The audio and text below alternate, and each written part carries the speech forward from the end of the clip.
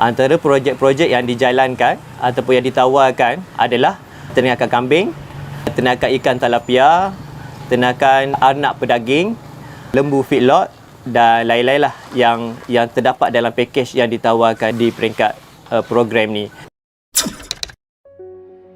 Antara inisiatif Felda untuk meningkatkan pendapatan peneroka adalah melalui program pembangunan peneroka. Yang keduanya adalah penggunaan mekanisasi bagi menampung kekurangan pekerja di ladang. Yang ketiganya antaranya adalah program-program usahawan-usahawan lah yang berjalan di peringkat rancangan. Antara yang terbaik sekarang ni adalah program pembangunan peneroka lah. Program pembangunan peneroka ni adalah dalam bentuk geran yang diberikan kepada semua peneroka yang berminat untuk menjalankan projek. Antara projek-projek yang dijalankan ataupun yang ditawarkan adalah ternakan kambing, ternakan ikan tilapia, ternakan arnab pedaging, lembu feedlot dan lain-lain lah yang terdapat dalam pakej yang ditawarkan di peringkat program ni. Alhamdulillah, sambutan yang diberikan amat-amat menggalakkan dan harapan Felda juga adalah untuk supaya perjalanan program ni berjaya dengan baik. Felda ni menjadi salah satu pengeluar makanan di peringkat negara inilah. Ini sambutan yang diberikan amat baik. Kalau kita lihat di tanah rancangan sendiri, sambutan yang diberikan oleh peneroka dan warga Felda adalah sangat baik. Antaranya adalah untuk ternakan madu kelulut. Dan program ni mendapat sambutan yang baik. Pengeluaran daripada ternakan madu tersebut dijual kepada off-taker yang dilantik oleh Felda dengan harga yang berpatutan lah di pasaran. Dan alhamdulillah dia sedikit membantu dari segi pendapatan peneroka itu sendiri.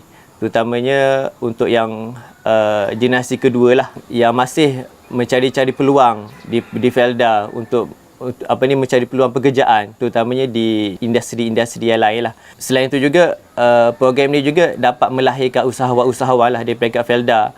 Antaranya kalau kita lihat ternakan ayam tu sendiri pun, program dilancarkan ni pun banyak memberi manfaat dan banyak membantulah dari segi keperluan ayam di peringkat negeri Terengganu ataupun di peringkat negara itu sendiri. Selain itu, untuk program organisasi di peringkat ladang, program ni sangat-sangat dititik beratkan oleh pihak Felda sendiri. Kalau tengok sekarang ni harga sawit sangat-sangat baik, dan sekarang ni pun kalau kita lihat pada masa sekarang ni masih berada pada paras yang saya rasa masih mampulah untuk mengawal kos dari segi operasi ladang. Dan dari segi penggunaan mekanisasi ini, pelbagai inisiatif telah dilancarkan oleh pihak Felda, dan antaranya yang telah dilancarkan adalah Hari Teknologi di peringkat Felda itu sendiri. Peranan daripada koperasi dan kontraktor-kontraktor yang dilantik untuk mengendalikan operasi ladang. Sebabnya sekurang-kurangnya dia dapat membantu dari segi keperluan pekerja dan secara langsung akan mengurangkan kos sebenarnya dari segi pengurusan ladang. Program ini masih berjalan. Antaranya penggunaan di peringkat ladang sekarang ni adalah komodo, ninja, traktor dan sebagainya lah. Yang ketiganya, bantuan khairat kematian peneroka. Program ini telah lama diperkenalkan di peringkat Felda, dan program ini tidak memerlukan caruman daripada peneroka itu sendiri. Apabila berlaku kematian, satu keluarga untuk setiap peneroka akan disumbangkan sebanyak RM3,000 sebagai menghargai usaha peneroka ataupun menghargai peneroka itu sendiri di peringkat Felda. Program ini masih berjalan. Alhamdulillah, sumbangan yang diberikan tu sedikit sebanyaklah membantu waris-waris untuk menguruskan pengebumian atau menyelesaikan hutang-hutang tertentu daripada peneroka itu sendiri. Seterusnya adalah program penghapusan hutang peneroka. Program ini banyak membantu peneroka untuk menyelesaikan hutang-hutang lama, terutamanya hutang-hutang lapuk lah di peringkat Felda. Dan hutang-hutang ni banyak berkisar tentang operasi ladang sebenarnya, daripada tanam semula sampailah ke penghasilan. Dan alhamdulillah, dalam program penghapusan hutang ni kita mendapat sambutan yang baik. Sekurang-kurangnya sehingga maksimum penghapusan hutang yang ditawarkan adalah sebanyak 80% kepada setiap peneroka, bergantung kepada nilaian ataupun syarat-syarat yang telah ditentukan oleh pihak Felda lah untuk program penghapusan ni, dan ia banyak membantu dan mendapat sambutan yang baik, terutamanya dari segi kalau peneroka dah meninggal dunia, apabila waris menandatangani perjanjian tersebut, memberi kesan yang positif lah kepada waris-waris. Sekurang-kurangnya waris dah tak memikirkan soal hutang peneroka tersebut. Yang seterusnya adalah wakaf Felda lah. Wakaf Felda, konsep Yang Berhormat Tan Sri Eja Yusof, pengurusi Felda, meletakkan supaya peneroka Felda ni ataupun warga Felda menjadi penyumbang kepada warga luar. Dalam konsep wakaf Felda, insya-Allah wakaf Felda ni dah berjalan, dan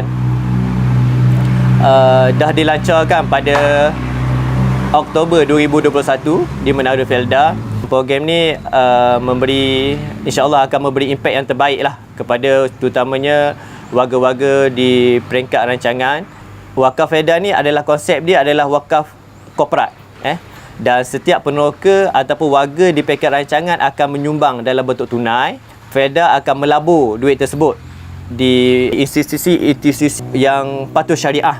Secara langsung, pulangan daripada wakaf tersebut akan dibina, antaranya sekolah, masjid, pusat dialisis, masjid dan sebagainya lah. Program ni pun mengambil konsep daripada program Wakaf An-Nur yang berada di Johor. Semoga program ni akan berjalan dengan baik. InsyaAllah sama-sama kita warga Felda untuk memberi kerjasama yang baik kepada pengurusan supaya apa-apa yang dirancangkan oleh pihak Felda berjalan dengan baik.